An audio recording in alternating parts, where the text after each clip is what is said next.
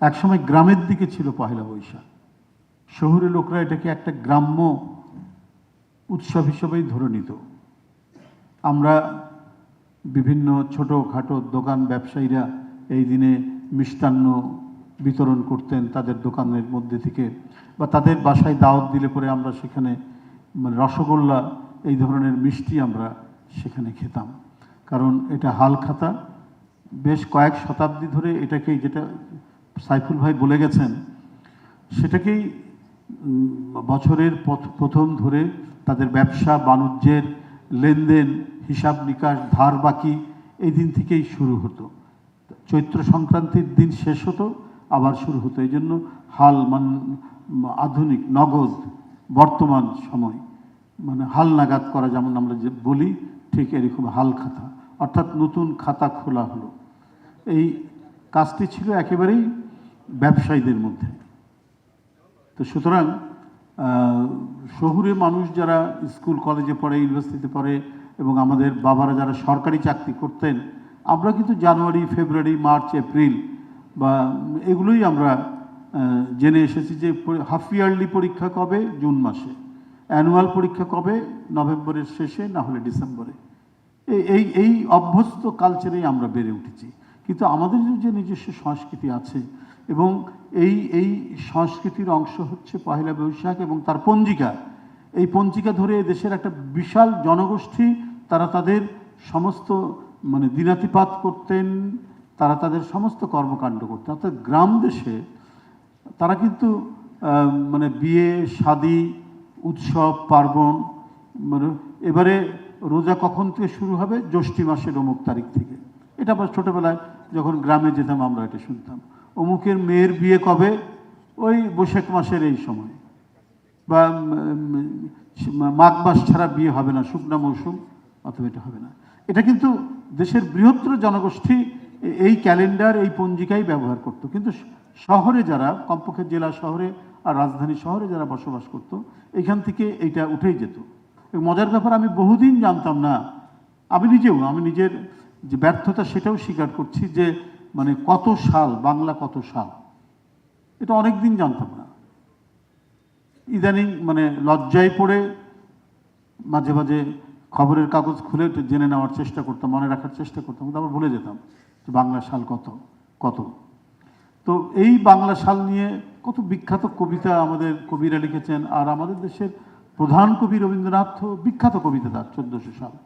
তো এত কিছুর পরেও কিন্তু ক্রমান্বয়ে আমাদের সংস্কৃতির যে বিস্তৃতি, সেই বিস্তৃতি এখনও জেলা শহর অথবা মানে ছোট শহর বা বড় শহরে যারা মানে স্কুল কলেজে পড়ছেন, তারা কিন্তু বাংলা পঞ্জিকার সাথে যে খুব পরিচিত হয়েছেন তা কিন্তু নয়। আমি নিশ্চিতভাবে বলতে পারি যে যারা ইংরেজি স্কুলে লেখাপড়া করছেন, ব্যাঙের ছাতার মতো প্রচুর ইংরেজি স্কুল গড়ে উঠেছে, সেখানে বাংলা সাল কত এটা শেখায় কিনা আমার কাছে এ ব্যাপারে বড় প্রশ্ন আছে। অনেক ছেলেমেয়েই বলতে পারবে না যে এবারে বাংলা সাল কত, এবং অগাস্ট, সেপ্টেম্বর, অক্টোবর এটার অমুক তারিখ, এটা বাংলার কত তারিখ, এটা খুব কঠিন তাদের বলা। এবং সেইটা কিন্তু আরও ইন্টারেস্টিং ব্যাপার। দেশ স্বাধীন হয়েছে, রক্তাক্ত অর্জন আমাদের, 30 লক্ষ শহীদ, 2 লক্ষ মা বোনের নির্যাতন, সব কিছু মিলিয়েও কিন্তু এখন এই বিস্তৃতিটা গ্রামে গঞ্জেও ছড়াচ্ছে। আমার এখনও মনে আছে সোহরাব রুস্তমের সেই অপূর্ব অভিনয়। তার বগরা খান তাকে দিল্লির সুলতান হওয়ার জন্য তার বাপ অনুরোধ করছে, কিন্তু বাংলার যে সৌন্দর্য, বাংলার প্রতি তার যে মোহ, বাংলার প্রতি তার যে মানে আকর্ষণ, সেই ছেড়ে সে দিল্লিতে যেতে চাইল না, তার নিজের ছেলেকে পাঠিয়ে দিল। তার বাবা কি বলে যে দিল্লির সুলতান, সারা উপমহাদেশের তিনি সুলতান। এখন পরবর্তী তার বাপের পর তার ছেলে হবে, তার ছেলে তখন বাংলার শাসক, কিন্তু সে বাংলা ছেড়ে বাংলার বৃষ্টি, বাংলার গাছপালা, বাংলার সম্পদ, এটা ছেড়ে তিনি যেতে চান না। এটাকে এত সুন্দরভাবে যাত্রাপালার যারা রচয়িতা, তারা এত সুন্দরভাবে এটাকে ফুটিয়ে তুলেছিলেন।